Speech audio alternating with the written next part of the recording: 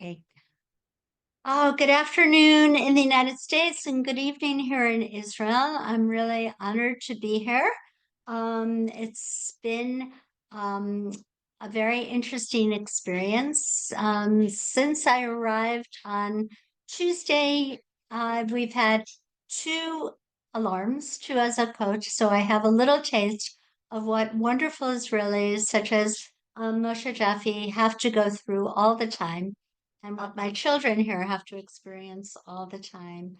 We are very honored today to have Moshe Jaffe, who got his LLM from Columbia University, and he's studying for his doctorate of law at the University of Michigan Law School. And he has taught at Harvard University Law School, at West Point, and at many, many other places. He is an international legal scholar who has specialized also in humanitarian law and has worked as an advocate general for the state of Israel and has seen a tremendous amount that does not get reported um, on the front pages of the New York Times or the Washington Post. So it is indeed a wonderful honor and a pleasure to have Moshe Jaffe with us today, who is going to talk a little bit about humanitarian law, what is going on with the state of Israel, what the state of Israel is providing to the people in Gaza, and the kind of international legal situation they now find themselves in. So, Moshe, take it away. Hi, thank you so much, Sarah, for having me and for inviting me. It's an honor to be here. And Lily, thank you for the technical support. I appreciate it. It's really a big honor. So you all hear in the news all the time how Israel is starving the population in Gaza. There's a genocide, uh, deportation, all this horrifying news articles where Israel is basically violating every article in the international law. Now, it's it's very easy to go through international law and explain why yes, why not, and go into the argue. But I'm not planning on giving you an international law course here or talking about what's the humanitarian law demands here or that. I'm going to prove to you by actual um, personal experience and Supreme Court decisions that are public. You can just read them by yourself. How Israel is so careful. You say in Hebrew, "kala kevechamura," small and big, to keep dignity, moral, humanitarian law, Israeli constitutional law, and every aspect of human rights, really not to violate anything.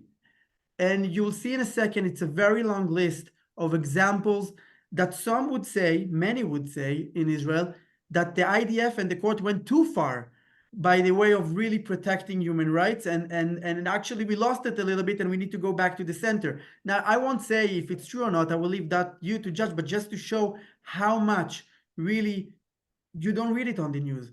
Israel is protecting human rights beyond any international demand. Now, I will start with a very maybe extreme example. This is not a regular situation in Israel, but it's extreme example just to show before I start talking. And this is where, sorry, something that was on the news just a few weeks ago, where it came out on the news that the military police called prisoners from Hamas, from the Nukhba of Hamas that were arrested in Israel and were released back to Gaza, to see if they have any complaints or violation they want to report. So we became like Delta airline customer service. We call to make sure how was your experience in jail. So on the one hand, it's beautiful. They want to make sure that no violation of human rights happened, but a lot of criticism was also on this decision. Now, again, I'm not saying if it's good, if it's bad, just showing how far we go as a military and as a country to really make sure nothing happened. And if something happened, we'll investigate. Now, I have to say, and I have to be honest, obviously, people make mistakes, or we also have people that violate the law. That happens. But when it happens, they go to court. and they can sit in prison. As I said, military police they investigate. Two examples that I can just bring out of the top of my head. Elor Azaria was a very famous example. A few years ago was a soldier that he was in a situation where a terrorist was neutralized already, and he shot him in the head while he was on the floor, neutralized. It was on camera, and the soldier he went to prison. He went to prison. Another example, not as severe, but also to show how how the army is really trying to make sure everything is okay. There is a parliament member, Itzhak Kreuzer. He's a military combat reserve soldier, and he went into Gaza. And he put up on Facebook a picture of him sitting in a big living room in Gaza with graffiti behind him saying, "This is the parliament chamber of parliament member, blah, blah, blah." He was out now. He was exiled from. He's out of the army. He was kicked out of the army. He was in special forces. So, sir, you're a parliament member. Everything. You're a soldier. You risked your life for Israel. You're done. You're out. Okay, so and this is something that, okay, it's a war. The house was destroyed anyways. No, this is a violation of international law. You cannot do that. You're out. Done. So this is just an example to start on how it's really looking from the inside. Now, another comment before is just to think that one of the reasons, at least, was first of all, okay, we want to keep international law, we want to make sure we keep human rights, which is wonderful, but also the army wanted to make sure, and the Supreme Court kept on saying it again and again, that we are the shield against the Hague. Okay, we don't want to get into the situation where the Hague will call will bring out a warrant of arrest to our prime minister. As we all know, this didn't work. The plan didn't work, and we have this warrants against Bibi, Gallant, etc., etc. So this is the situation.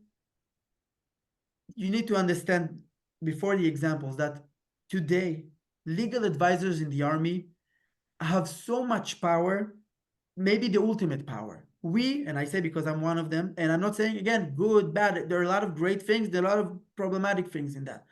But we are involved in almost every decision. Every unit has a legal advisor, and we are involved. And I'll give you one example from my day-to-day life that I think most of you will be very like we said like this, like what? It's like why so much? And there are reasons for that. And not only that, the Supreme Court, and we are the only Supreme Court in the world that allows Palestinians, gives it Palestinians direct line for petitions to the Supreme Court. For example, if I feel that the United States is doing something wrong to me, I cannot go to the United States Supreme Court to complain because I'm not a citizen. I want to have standing. They won't let me. Palestinians, they are not citizens, even not sure what the situation international law, yes, occupied territory, not occupied territory, it doesn't really matter. They have a direct line.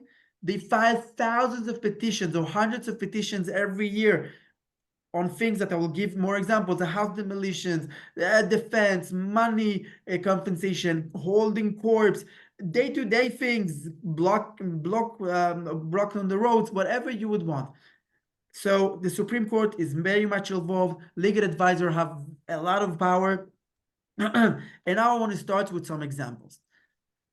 I want to start with a story. Imagine, I'm asking all of you to imagine that you are in the Navy SEALs. And you're in the Navy SEALs and you finally found bin Laden. You found bin Laden and you're surrounding the house of bin Laden. Everybody ready with the guns. We're about to breach. 3, 2, 1, you're about to kick. And then the officer says, wait. I have to get the Supreme Court on the phone to get approval. Can we arrest him? Yes or no? Now, usually when it's not a webinar, I ask the people in the crowd, do you think this is a reasonable scenario? Do you think that will ever happen in the United States?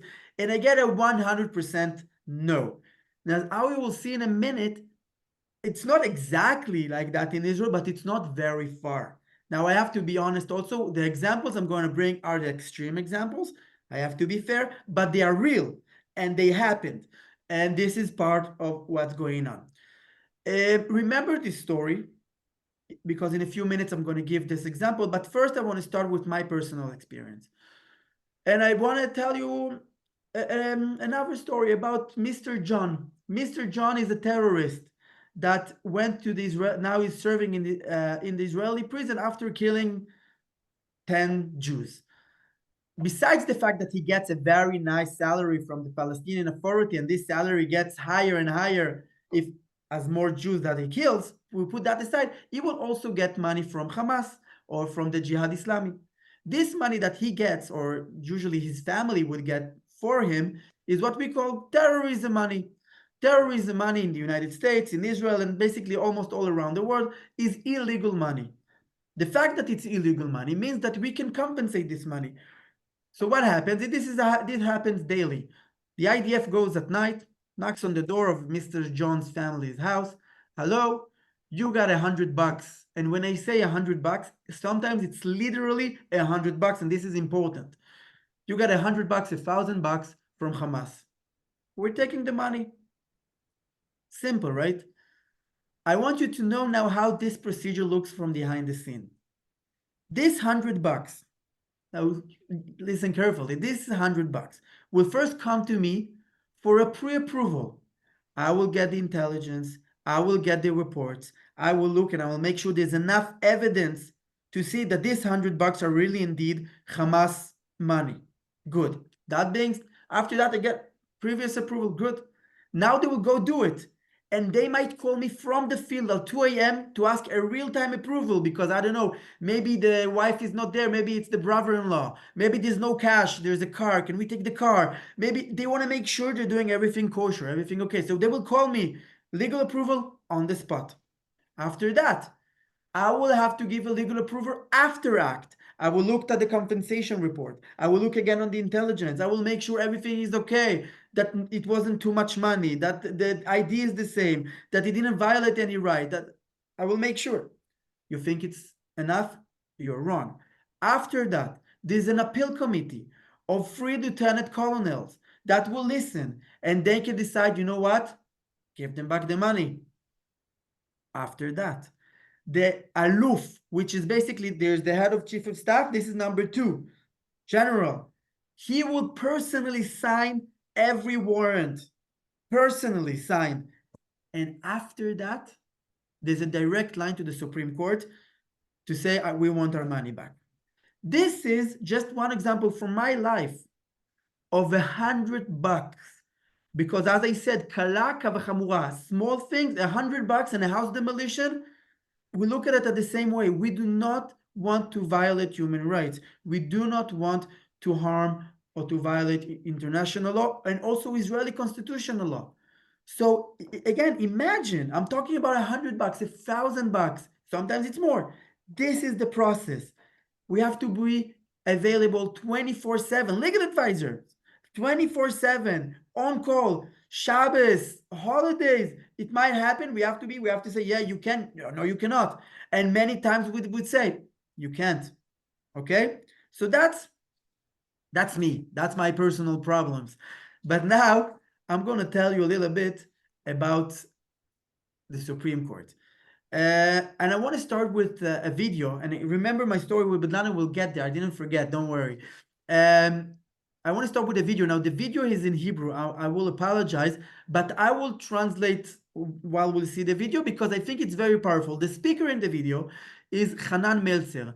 Hanan Meltzer is the Deputy Chief Justice, the previous Deputy Chief Justice, meaning number 2 in the Israeli Supreme Court. And he's talking about the siege that was made on the Nativity Church, the church that in Bethlehem were in the 2000s, terrorists took over the place, hold the priests and some of the prayers there, some of the people that pray there as hostages. And the army, like in the movies, okay, came, made a siege, nobody in, nobody out. We want to save the hostages, starting negotiation. Okay? And I want to show you what Hanan Meltzer is saying. So with your permission, I'm going to share my screen just 1 second. And again, I apologize, it's in Hebrew. To be honest, I tried the whole day to add English subtitles, but I failed. I'm sorry. So, okay, he now first he explained what's the case, and now he started. לכנסייה. ואז הגישו בג"ץ נגד הדבר הזה, נגד ההתנהגות, נגד שר הביטחון. Said there was a siege, and they filed a petition to the Supreme Court against the siege.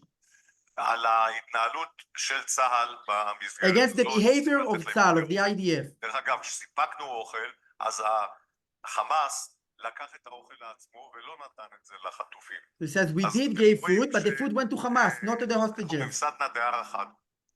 ואז בג"ץ מצא לנכון, The Supreme Court found תוך כדי הלחימה, while we were fighting during the war, this is important, Bagat's Supreme Court found it that the right thing to do was during the war to run the show. כן? תוך כדי לחימה, להתערב. During the war, we decided we take over, we're going to run the show. Listen, עילה של סבירות, by the reasons of reasonableness, we will decide what's reasonable. גם לפעול על פי דיני המלחמה, לספק את האוכל, לתת לאנשים שהם היו מקומיים, ונקרא לזה לא מעורבים, ונתפסו גם כן, אם הם רוצים יוכלו לצאת. So the Supreme Court would say who would go in, who would go out, who would get food, who knows. The end of the occasion was, the event was, that besides 2 people that were killed, that Hamas killed, ותבינו כמה זה היה עדין, החטופים כולם all the hostages were released. נכון שלאחר מכן אנחנו נתנו, It's true that we gave, גם אומר say את זה we, במסגרת Supreme Court. ישראל נתנה להם לצאת, Israel gave them, they left, we didn't arrest them, we didn't stop them. או למדינות חוץ, וכל האירוע הזה, all this event, זמן מלחמה, during the war, during fighting, הגיע לפתרון was solved, כזה שלא היו רעשים, was solved by no noise, quietly, במישור הבינלאומי, in international aspects, וכל העולם שיבח את בית המשפט שלנו שאיכשהו ניהל. and all the world said, Shkoyach said, Kol HaKavod, they praised the Supreme Court because the Supreme Court solved it quietly. Now, again, I'm not giving it as a criticism or as, or I'm not saying that it was good. I'm just saying the fact. War. We want to save the hostages. Army is negotiating. Supreme Court, no, we're taking over. We will decide what's humanitarian, what's not humanitarian. We're going to decide. And he says it. Like, I'm not saying it. He says it. Yes, we ran the show. Thanks to the way we ran it. Only 2 people died, and the international community didn't say anything against us. So Kol HaKavod, way to go, Israeli Supreme Court. So this is a video, and I thought I could have told you about it, but I think it's very strong to see it from him himself. So like he is telling it. That's his story. So that being said, and you saw Hanan Meltzer, the way he describes how the Supreme Court really feel that they have the obligation to protect human rights, and they are right, they have this obligation. So they interfere so much. So now let's go back to bin Laden. Remember bin Laden? I want to tell you about a case from 2004. 2004, history repeats itself, right? Again, another war in Gaza. There's a siege on Rafah. Rafah, same discussion was now 6 months ago. Rafah was, it's a town in Gaza, and the army wanted to conquer it, so they did a siege. And I want to quote from the Supreme Court's decision, okay? Colonel Mordechai gave us oral information about the issues. Sometimes he asked for a temporary stay in order to stay on top of what's happening, while calling his people in Rafah who gave him details, which he gave us. Okay, so imagine the scenario. There's a major, a captain, in the field in Gaza with his weapon ready, and there's a colonel sitting in the Supreme Court, and he's reporting to them, and they say, yes, this is okay, this is not okay. Again, this is the decision. I'm quoting from the decision itself. And now, again, many of my friends criticize it as over helping, and many of my friends saying, thank God we have the Israeli Supreme Court to protect human rights. Point is that after that, blaming Israel of violation of human rights and humanitarian law is just not knowing the facts. So this is, first of all, a very powerful example. Now, by the way, if you listen to the news yesterday, obviously, you know, there's the story now with humanitarian aid. Yes, to bring in food, not to bring in food, what to do. Putting aside, I mean, we can talk about the international law, and the fact is that obviously we cannot starve the people of Gaza. But the question is, are we obligated to give food then when we know it doesn't reach the population of Gaza?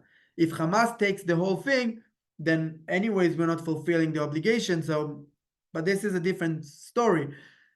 There was a discussion between the government and the Ramatkal, the head of chief of staff. How can we give the food? Because there was no discussion of starving them. We want to give the food. The question is how. Because at the end of the day, again, we want it not to get to Muhammad Sinwar, maybe alav shalom, maybe he's deceased. He was maybe, hopefully, but to the people, the innocent people that need the food. And the Ramatkal said yesterday that the Attorney General of the IDF, the Patsarit, that's how we call her, the Parklitat Tzvait Rashid, the head of the military advocate corps, said that they are not allowed to limit it, to act the way the government wanted him to act. I don't know exactly what are the details, because this is against international law. So the Ramatkal said, we can't do it, we have to find another plan. So the Patsarit, okay, the Attorney General of the Army, is involved in every decision, and she's making sure this is according to international law, this is not. You can't do that. So this is from yesterday. I want to bring some more examples that I think are very strong and very powerful. I'm sure most of you know about the wall, the fence, the security wall.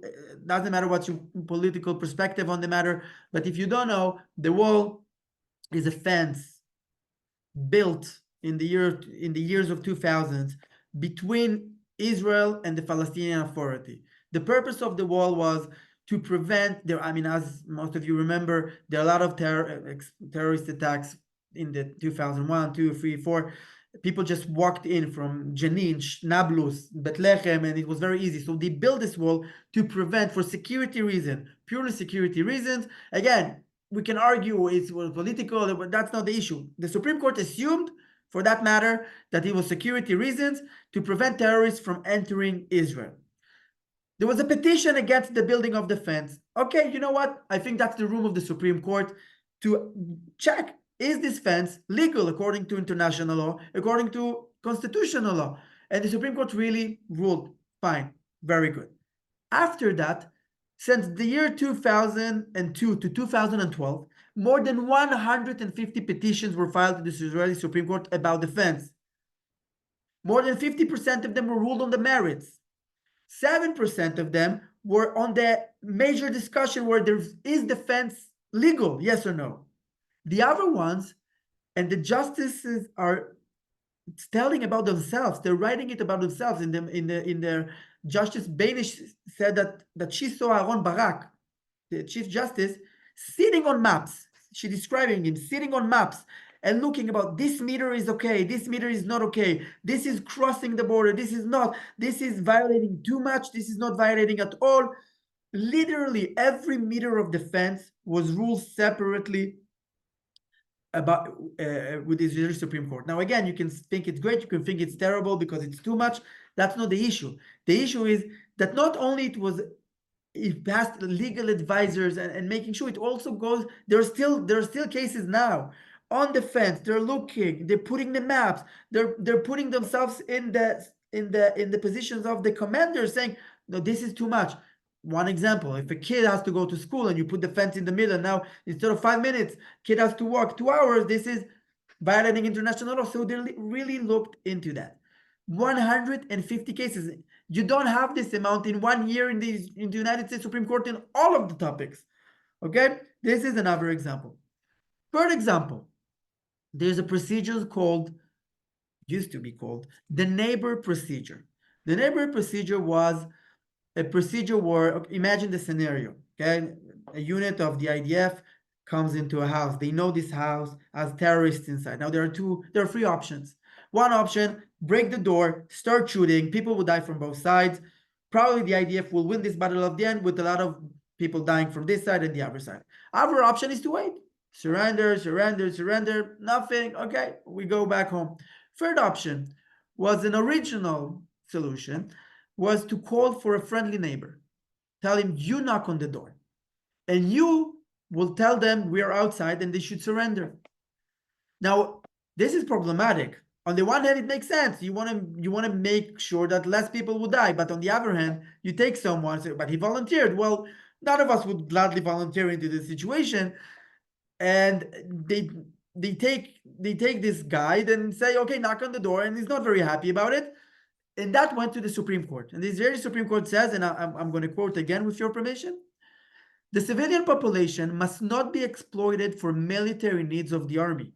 And the Supreme Court is saying this is a violation of human rights and international law, and you cannot use it anymore. And it's done. The IDF never used it again. Now, if somebody might use it, but then he will be tried. Okay, he will be tried. It's illegal in Israel today to use it because that's a violation of international law and Israeli constitutional law. So this is another example. Now I have what 3 more minutes, and then I'll open it for questions. I'll give okay. Our house demolition is very famous. I don't want to go too deep into this, but if you don't know, Israel has a custom now that if a terrorist in a severe terrorist attack, which severe is subjective, there's no definition, the result of that would be destroying the house of the terrorists. Okay. Now, the Supreme Court ruled this is legal. However, every house demolition goes to the Supreme Court. And the Supreme Court looks into it and says, okay, this house you can destroy it completely. This house you can only not even destroy, just block with concrete the third room from the left on the upper floor. They look into every scenario. Where did they live? What did he use? The family knew. They didn't know. They looked into every case separately, making sure. And I'm telling you, there are decisions where they literally say, okay, the third room to the left, you can destroy it. All the rest should be kept the way it is. So this is very famous as well. And last example, I have to choose. I guess I would talk about maybe this is maybe one of the weirdest cases where relatives of Hamas terrorists that were aware and I don't know if involved, but very much aware of their activities, wanted to get medical treatment in Israeli hospitals in Israel. And the Minister of Defense said, no, I don't have to. Does US hospitals have to take Mexicans or Canadians to their hospital? They don't have to, right? I'm not talking even in times of war. That's in general, right? Supreme Court is saying the following, and that will be my last quote to you today. The decision by meaning not allowing them to go in, does not give enough weight to the value of human life. Therefore, this decision is not within the scope of reasonableness. And this decision is invoked, and they get treatment not only in Israel. I also believe that the Israeli citizens are paying for this treatment. I'm not sure. So conclusion is that you can criticize Israel, you can be supporting to Israel, but one thing you have to know, and that's the facts. If you don't know the facts, we have a problem. There is a war, and in war people die, and it's very sad, but we do everything in our power to prevent it and to keep international law, humanitarian law, human rights, and also Israeli constitutional law. And I hope and I pray for better and safe days. Thank you so much. Thank you so much. That was really a brilliant overview. I have a lot of questions. One is the good neighbor policy. We saw on October 7th how there were young men that, with terrorists behind them, would go knocking on doors in the South, in Melrose and Berry, and the terrorists were behind them, and they say, "Please let me in, because otherwise I'm going to die. Let me in," and people would open up their doors. Um, why is there this double standard? And these children ended up being slaughtered anyway. What can we do to let the world know and Americans know? And we have another question. How can we possibly use international law to benefit Israel? Okay, very interesting questions. First, I want to say that the double standards is there, but it's not only double standard, it's much worse. Where in the Be'eri case, they had a gun into his head, said, knock on the door and lie. Where in the other case said, okay, you go, we're not touching you. You go and tell them just to surrender. And when they opened the door, they didn't kill them. So it's very different. Now, unfortunately, I think we need a magician to solve the double standard issue, where the double standard is sometimes, again, a lot of fake news, and sometimes it's pure anti-Semitism. The problem with the fake news, and I think we spoke about it when we spoke for the first time, is where when you lie, it's very easy to lie.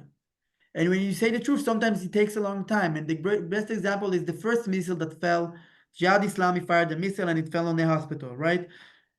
10 minutes after the missile, the first they blamed Israel for sure, and they said that 500 people were killed. Now, if you have any sense in you, you know that even if 500 people died, you can't know that in 10 minutes. It could be 5,000, but it will take days to know.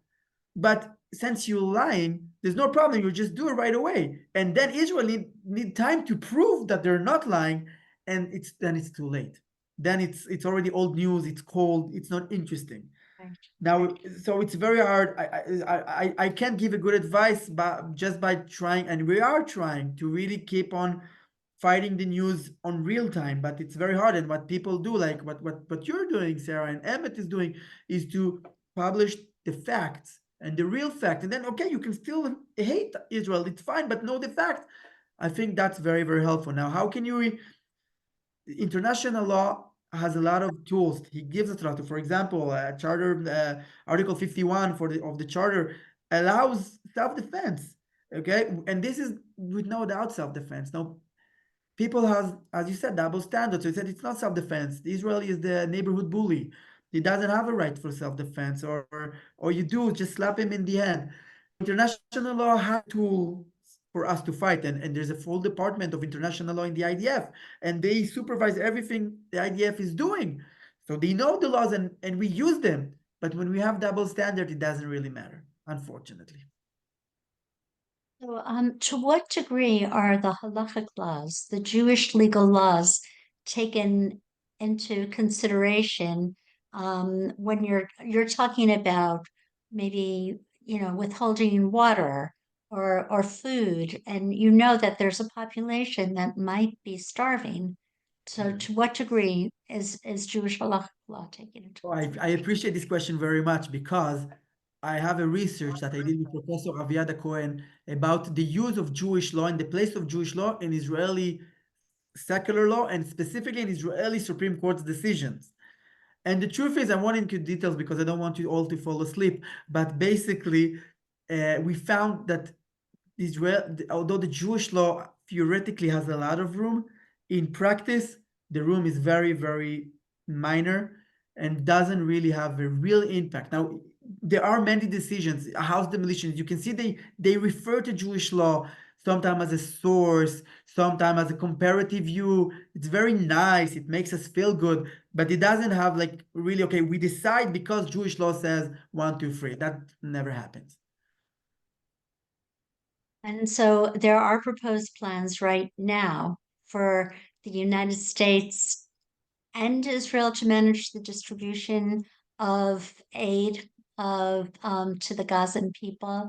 How do we know that we're giving it to bona fide civilians and not to members of Hamas or Palestinian Islamic Jihad? Or First, I think that's the $1 million question. I think in the past year and a half, almost 2 years, that's what happened. We gave it to Hamas, and now that's exactly what they're working on. Okay, what's the plan? How can we do? So now the plan that the government is talking about is to have food distribution points in every city, every major, I don't know, neighborhood, that the IDF will give the food. Now, the army is not thrilled about it from various reasons. Again, I think one of them is, first of all, the exposures. The soldiers will be very exposed, and it's very dangerous. Second, if we do that, there are cities we can't do that because they're not cleared, and then those people there won't have access to food, and that's what I think the Attorney General of the Army said this is a violation of international law.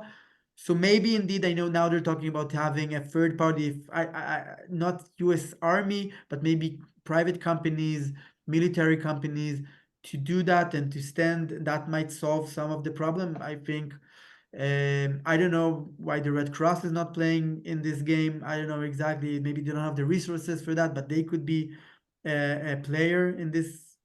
But I think also the Red Cross doesn't have I mean, you need somebody with a gun, because if you don't have a gun, Hamas would take it.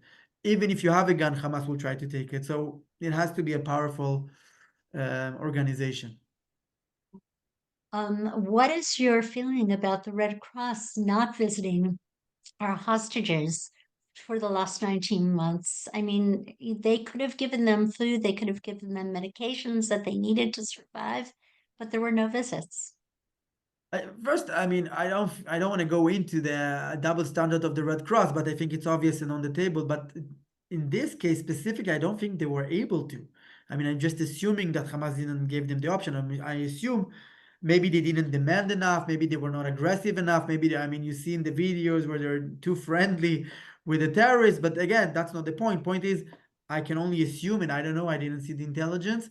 I can only assume that they were not able to, but definitely in any dispute regarding Israel, I don't think the Red Crossers was a relevant player ever. They were just a taxi driver, an important taxi driver. I don't want to insult anyone, and thank you for that, but they didn't play any more anything else.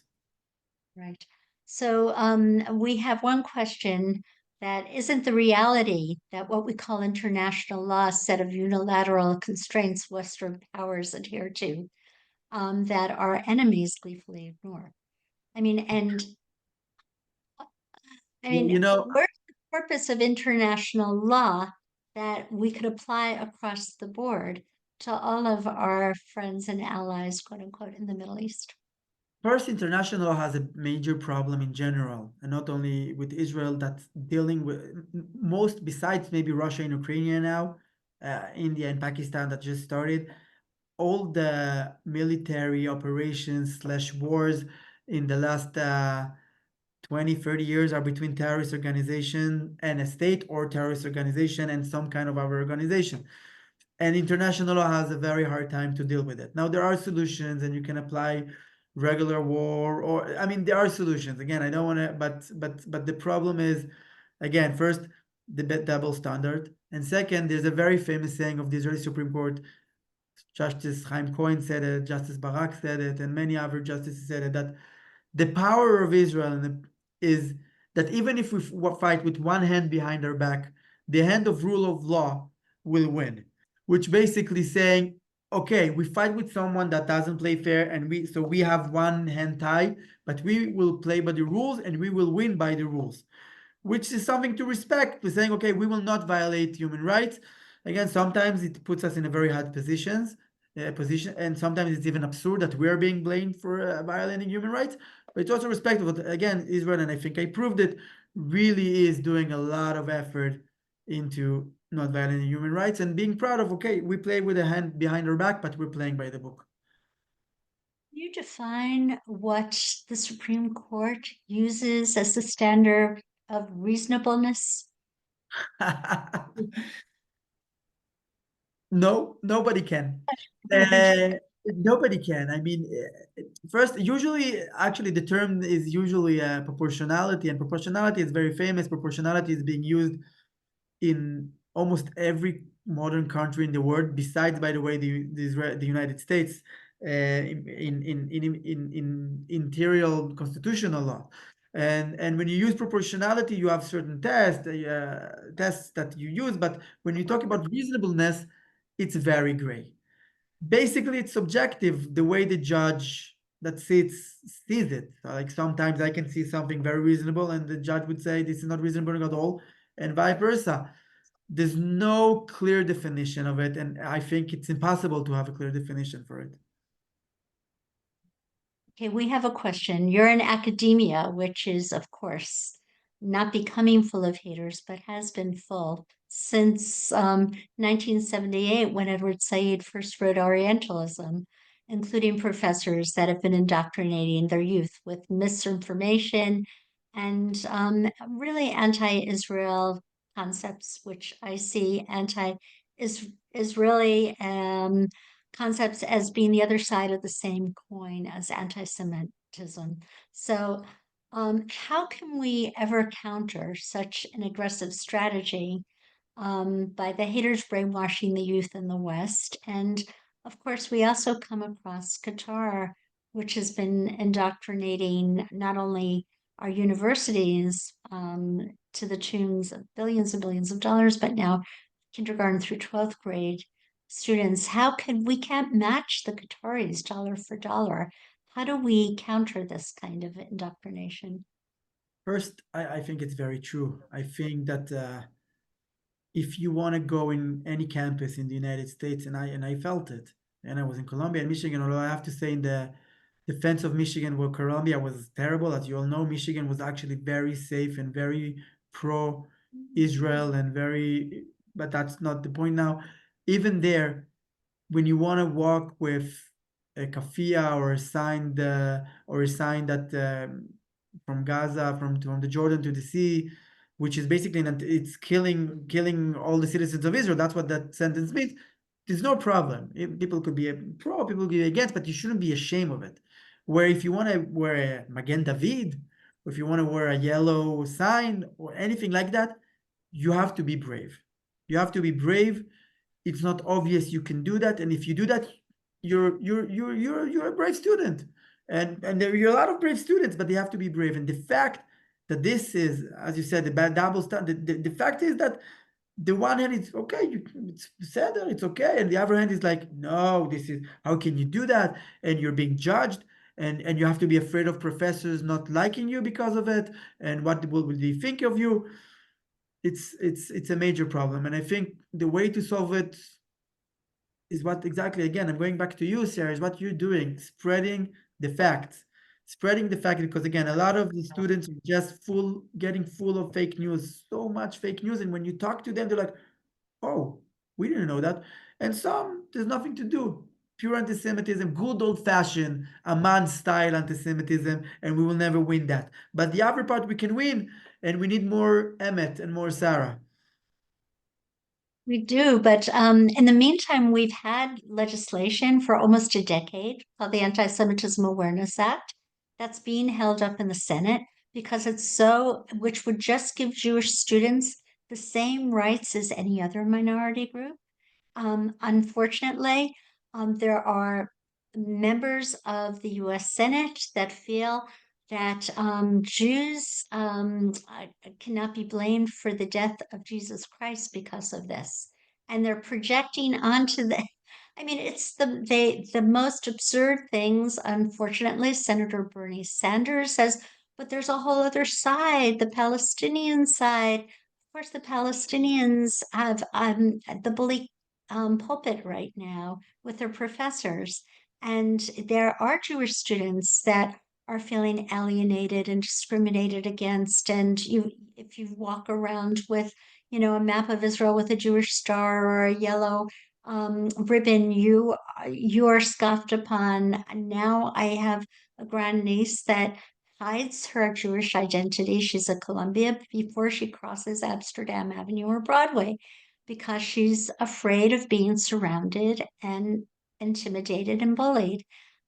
So we are just asking, and we're asking everyone on this call, to please contact your senator and tell them to support the Anti-Semitism Awareness Act, just to give Jewish students the same rights as any other student.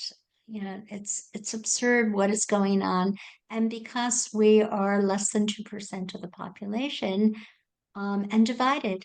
Unfortunately, there are too many Jewish students that have forgotten about their core identities and they just want to get along and be part of the in crowd. And right now, it seems very cool to be very pro-Palestinian.